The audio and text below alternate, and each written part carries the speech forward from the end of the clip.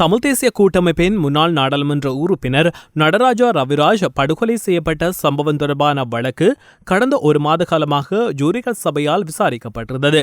இந்த நிலையில் நேற்று முதல் இடம்பெற்ற நீண்ட நேர இறுதி நாள் வழக்கு விசாரணைகளை தொடர்ந்து இன்று அதிகாலை 12:16 அளவில் இறுதி தீர்ப்பு வழங்கப்பட்டுள்ளது. இந்த வழக்கின் விடயங்களை ஆழமாக ஆராய்ந்த யூரிகஸ் சபை நள்ளிரவுக்கு பின்னர் இறுதி தீர்ப்பை வழங்கியதுடன் சந்தேக நபர்கள் குற்றமிழைக்கவில்லை என ஏகமனதாக தீர்மானித்துள்ளது. ஜூரிகள் சபைக்கு கொழும்பு உயர்நீதிமன்ற நீதிபதி மணிலால் வைத்தியதிலக தலைமை வகித்ததுடன் வரலாற்றில் முதல் முறையாக நள்ளிரவுக்கு பின்னர் தீர்ப்பொன்று வழங்கப்பட்டுள்ளது.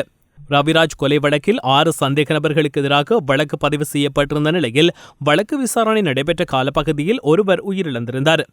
சாமி என அழைக்கப்படும் பழனிசாமி சுரேஷ், சம்பத் எனப்படும் பிரசாத் சந்தனகுமார், காமினி செனவரத்ன, வஜுர் என அழைக்கப்படும் பிரதீப் சந்திம, சரண் எனப்படும் சிவகாந்தன் விவேகானந்தன், ஃபெபியன் ரோஸ்டன் ஆகியோருக்கு எதிராகவே 5 குற்றச்சாட்டுகள் சுமத்தப்பட்டிருந்தன. பயங்கரவாத தடைச்சட்டம் மற்றும் குற்றவியல் தண்டனை கோவை ஆகிய சரத்துக்களின் கீழ் சந்தேக நபர்களுக்கு எதிராக வழக்கு பதிவு செய்யப்பட்டிருந்தது.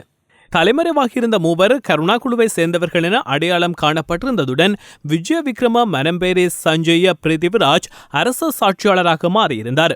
2006 ஆண்டு நவம்பர் மாதம் 9ஆம் தேதி நாரகம்பேட்டையில் உள்ள வீட்டுக்கு அருகில் வைத்து நடராஜா ரவிராஜ் மற்றும் அவரின் மெய்பாதுகாவலர் லொக்குவெல்ல முருகே லக்ஷ்மன் ஆகியோர் சுட்டுக்கொலை செய்யப்பட்டிருந்தனர். சட்டமாதிபர் திணைக்களம் சார்பில் மூத்த பிரதி சொலிசிட்டர் ஜெனரல் ரோஹந்த அபேசூரிய, மூத்த அரசு தரப்பு சட்டத்திரணி சுகர்ஷி ஹேரத் ஆகியோர் பிரசன்னமாகியிருந்தனர்.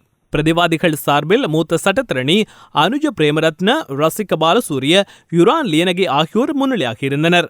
பாதிக்கப்பட்டவர்கள் சார்பில் KV தவராசாவும் அரசு சாட்சியாளராக தர்ஷன ரன்முத்துகேயும் நீதிமன்றத்தில் பிரசன்னமாக இருந்தமை குறிப்பிடத்தக்கது.